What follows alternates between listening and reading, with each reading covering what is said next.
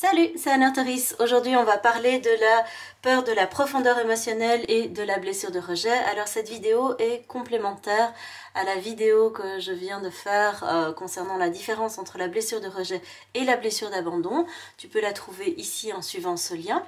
Et donc, aujourd'hui, je vais t'expliquer comment ça se passe, la profondeur émotionnelle quand tu as une blessure de rejet. C'est parti d'une discussion que j'ai eue avec une personne que j'accompagne et qui me disait c'est étrange parce que dans ta vidéo précédente, je me retrouve dans ce que tu dis à propos de la blessure de rejet et pourtant, je me sens quand même relativement connectée à mes émotions. J'ai assez facile à détecter de quoi il s'agit, à savoir dans quelle émotion je suis, à les ressentir, etc. Donc je ne comprends pas comment ça se fait. Et c'est ça que je vais t'expliquer aujourd'hui. Donc on va imaginer que ici, hop, ça fonctionne un petit peu comme un iceberg, tes émotions. Quand tu as une blessure de rejet et que ces émotions, tu vas avoir accès à une partie, hop, on va se dire que tout ça, c'est ton amplitude émotionnelle totale. Mais qu'en fait, tu as juste accès à une partie qui se trouve ici. Pourquoi est-ce que tu as accès à cette partie-là et pas au reste? Bien, simplement, et c'est pour ça que je te disais d'aller voir l'autre vidéo, parce que historiquement, quand tu as essayé d'apparaître dans toute ton amplitude, ton environnement soit n'a pas tenu compte ici de ce que tu ressentais, de ce que tu vivais, de qui tu étais, et donc n'a pas accepté. Ça c'est accepté, et puis ça c'est... On va y arriver, si j'écris à l'endroit c'est mieux. Ça a été censuré. Donc cette partie-là acceptée, cette partie-là censurée. Cette partie-là, en fait, comme ça a été censuré, tu l'as en quelque sorte de manière inconsciente rejeté. Et ça concerne tout ce que tu es. Ça concerne l'être chez toi. Qui tu es, ça concerne tes besoins profonds, ça concerne les choix que tu peux faire, mais les choix en référence à toi, pas en référence à l'extérieur, au paraître, etc. Pas des choix qui vont faire plaisir aux autres, mais vraiment ce qui te tient à cœur toi, ce que tu aimes, ce que tu n'aimes pas profondément, donc tes désirs, tes allants du cœur quelque part, tout ce qui concerne les choix du cœur, ça se trouve ici en dessous. Et tu as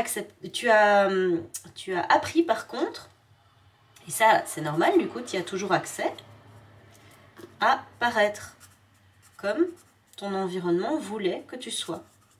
Ou en tout cas, ce qui est valorisé socialement. Et donc, quelque part, tu as appris à visiter, oui, bien sûr, la peur, la tristesse, la colère, etc. Et donc, c'est normal que quand tu as cette blessure-là, tu me dises, en fait, alors je comprends pas. Moi, j'ai accès à l'intégralité de ce que je suis. Sauf que ça, c'est une illusion quelque part de ton mental. Et tu vas voir assez rapidement que, en fait, c'est une illusion parce que il y a des situations et il y a des personnes qui vont t'amener ici. Et là, tu vas voir que ton mental, il va complètement bugger. Ce qui te fait dire, quelque part, que quand tu essayes de descendre dans une profondeur émotionnelle, là, on est dans la surface de ce que tu vas ressentir en termes d'émotions, et oui, tu vas avoir accès, et ça concerne tout ce qui est en lien avec l'extérieur, et là, tu vas avoir une partie profondeur qui va concerner tout ce qui est ton intériorité. Et donc, qu'est-ce qui se passe? Quand tu vas essayer d'aller dans la profondeur, de nouveau, historiquement, tu as appris que là, tout ça, quelque part, c'était émotionnellement dangereux pour toi. Et donc, il va y avoir une grande peur qui va être liée à ça dès que tu vas essayer de descendre dans la profondeur. C'est non seulement une grande peur, mais un inconfort émotionnel qui va être très très intense. Et donc, on va prendre un exemple concret. Cette personne me disait, oui, l'exemple que tu as donné dans ta vidéo précédente avec le cinéma, c'est tout à fait ce que je vis, c'est-à-dire que quand on me demande « et toi, qu'est-ce que tu veux ? Et toi, qu'est-ce que tu en penses ? Quel est ton choix ?» l'habitude historique, ça a été de plutôt se diriger vers les autres et de se dire, moi, peu importe, moi, ce qui me convient, c'est ce qui, toi, te fait plaisir. Et donc, on reste ici dans la surface. Et quand une personne vient te demander, et toi, qu'est-ce que tu veux en fait? Qu'est-ce qu'elle fait? Elle te fait plonger dans la profondeur ici. Et donc, comme c'est inconfortable, le premier réflexe que tu vas avoir, c'est, non, moi, peu importe, toi, c'est important. Simplement parce qu'une partie de toi qui est inconsciente, à ce niveau-là, comprend que si elle descend, que si elle dévoile qui elle est ici, qu'elle parle de l'être, il y a un risque qu'elle se fasse rejeter, il y a un risque que ça déplaise, il y a un risque que ça entraîne des conflits. Et ça, c'est ce que, historiquement, c'est ce qui a toujours été évité. Donc, ça génère de la peur si on essaye d'aller dans une plus grande profondeur émotionnelle. Et donc, qu'est-ce qui se passe? Cette personne me disait, j'ai essayé de faire un exercice qui était de pouvoir voir quel film j'avais vraiment envie d'aller voir. Donc c'était très chouette parce que l'exercice qu'elle a fait était vraiment en lien avec cette vidéo. Et elle me disait, voilà, j'ai vu ta vidéo et je me suis dit, allez, je vais faire l'exercice de voir vraiment de quoi j'ai envie. Donc son compagnon lui a demandé, mais quel film tu as envie d'aller voir? Et elle lui a donné 3 choix de films.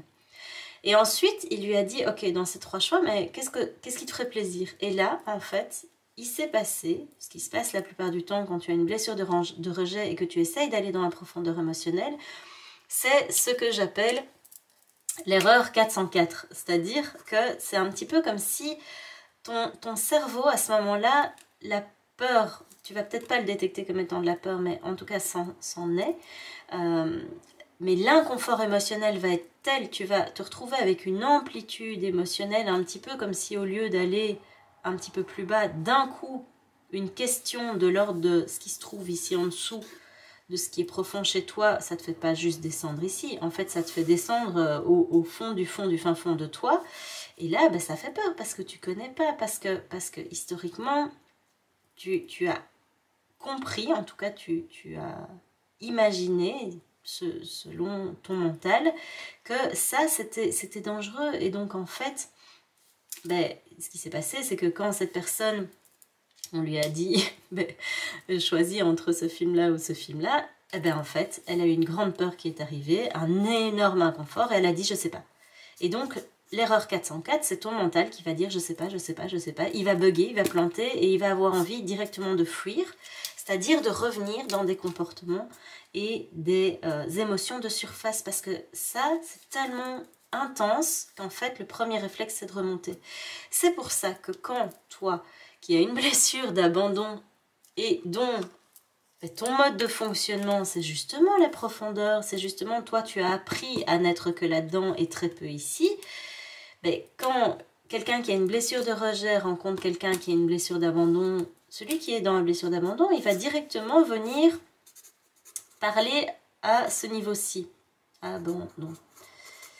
Et donc ça va être horrible pour la personne qui a la blessure de rejet, qui elle communique à ce niveau-ci, et où ça c'est sa zone de confort à elle.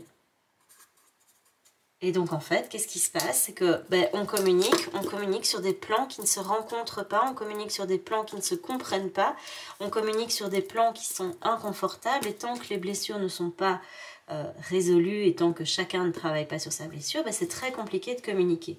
Donc quand tu as une blessure de rejet, comment est-ce que tu peux faire pour tout doucement récupérer toute ton amplitude émotionnelle? Pourquoi c'est important de la récupérer, cette amplitude? Parce que toi, qui tu es, qu'est-ce que tu veux, si tu en as marre de fonctionner dans des relations, dans des situations, dans une vie qui ne te convient pas et qui ne te ressemble pas, il va bien falloir que tu descendes ici pour savoir qui tu es et de quoi tu as vraiment envie, de quoi tu as vraiment besoin. Qu'est-ce qui te fait vibrer? Parce qu'en fait, ici, quand tu es dans une blessure de rejet, tu vas te rendre compte que tu es dans une vie de surface, mais donc qui fait plaisir aux autres ou que les autres valorisent, mais qui ne te fait pas forcément vibrer. Tu es coupé d'une partie de toi, et donc tant que tu ne vibres pas, ta vie, elle va pas avoir de sens. Tu vas te perdre quelque part dans cette surface. Et à un moment, tu vas voir que quand tu es prêt à travailler cette blessure de rejet, en fait, tu vas te retrouver face à une vie qui n'a plus de sens. tu vas te retrouver avec des relations, avec des fonctionnements, avec des gens qui vont juste être dans la surface, qui vont se dire je comprends pas, ça fonctionnait bien avant, nous on te parlait je sais pas moi de paraître, on te parlait de vêtements, on te parlait d'argent, on te parlait de ce que tu possèdes, etc. Et là tu as l'air de t'embêter avec nous, ça a plus l'air de fonctionner. Donc ça c'est déjà un premier indice, voilà, où tu peux t'en rendre compte de toi-même à l'intérieur, ou bien le contact de ces personnes qui étaient dans la surface, tu vas avoir un goût de trop peu.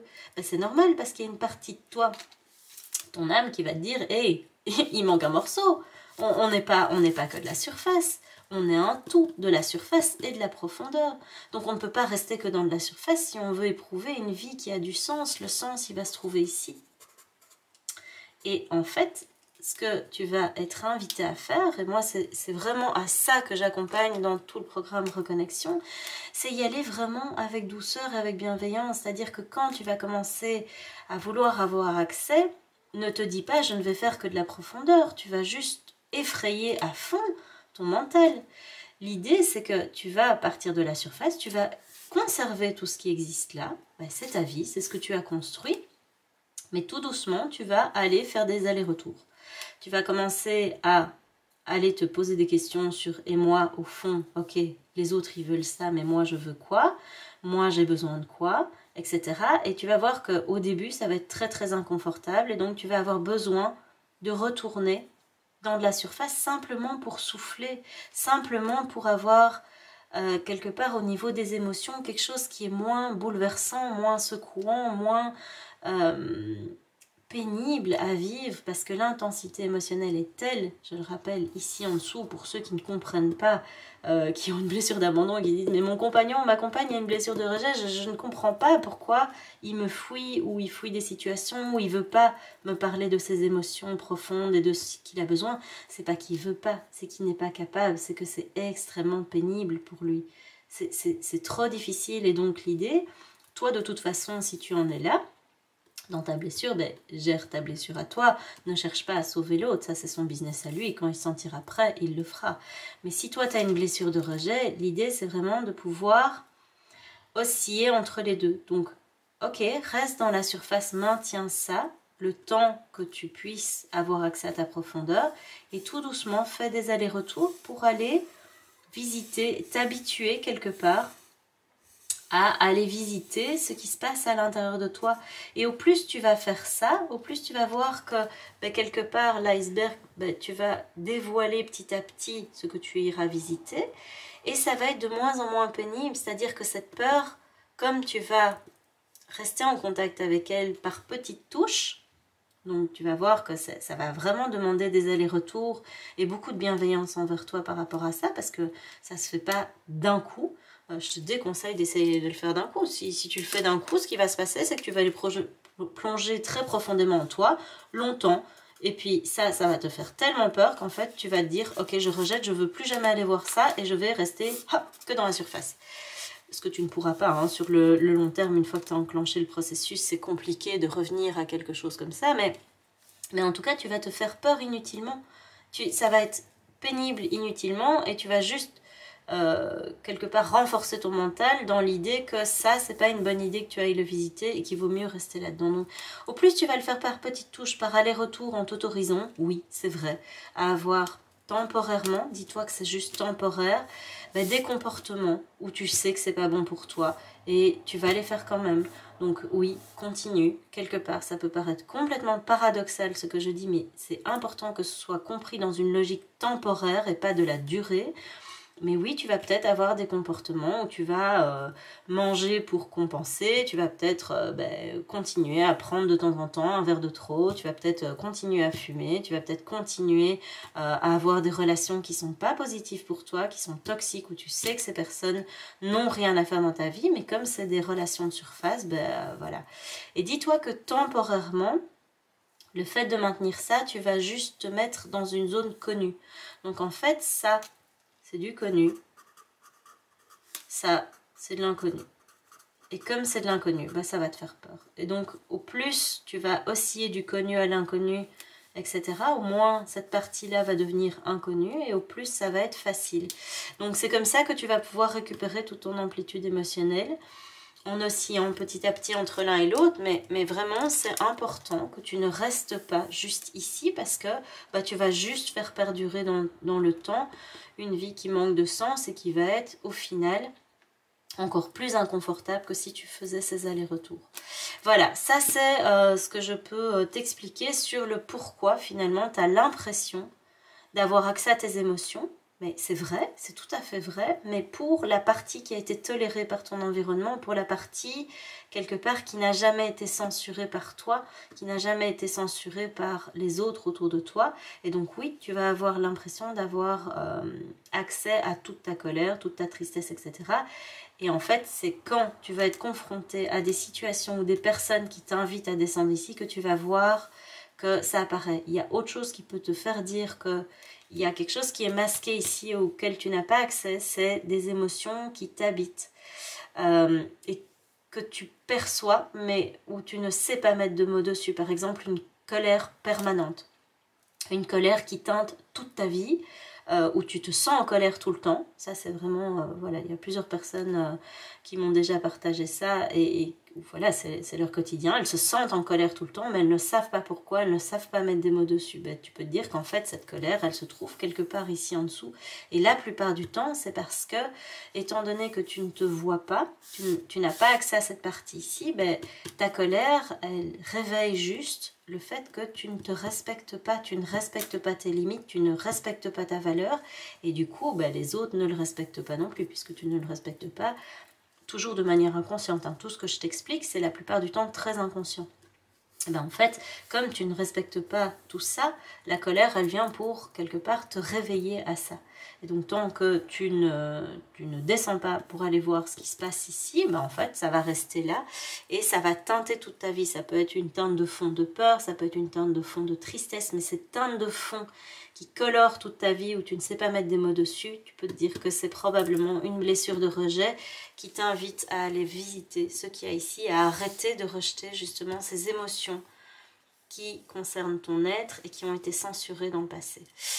Voilà, ça c'était la vidéo du jour. Du coup, n'hésite pas à me laisser un commentaire, n'hésite pas à partager cette vidéo s'il y a des personnes qui ne comprennent pas mais en quoi consiste la blessure de rejet et pourquoi c'est compliqué pour certains d'aller dans la profondeur émotionnelle. Et si tu as besoin que je t'accompagne dans ce chemin de visite de toi, parce que c'est pas facile d'y aller seul, bah, tu peux me contacter. Je te mets le lien ici en dessous pour en savoir plus sur le programme Reconnexion. Là-dessus, je te laisse et je te souhaite une toute belle journée. Prends bien soin de toi et on se retrouve très bientôt pour une nouvelle vidéo. Ciao!